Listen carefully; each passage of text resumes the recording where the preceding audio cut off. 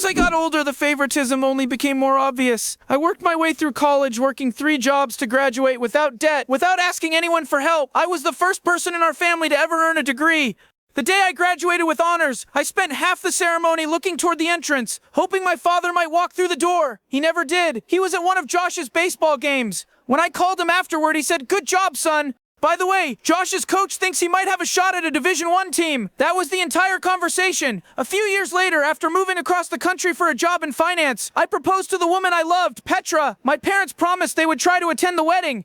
A week before the ceremony, they canceled. My mom told me they couldn't make it if it was the second weekend in June. Josh had a club baseball game, not a championship, just a game. On my wedding day, every seat that mattered was filled except 2, theirs. They didn't send a card. They didn't call. Instead, they mailed me one of Josh's old broken trophies and called it a good luck gift. That night, I locked myself inside the hotel bathroom. I pulled the broken trophy from my pocket and sat down on the cold tile floor.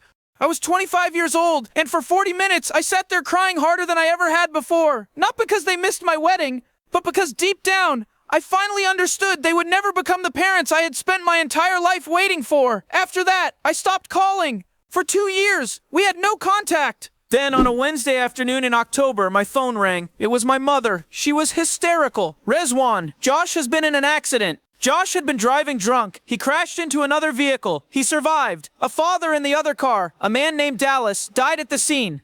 His wife Pam was left in intensive care, and their 2 kids were physically okay, but had lost their dad. Josh was facing vehicular manslaughter charges. Before asking how I was, before apologizing for anything, my mother got straight to the point. "We need your help.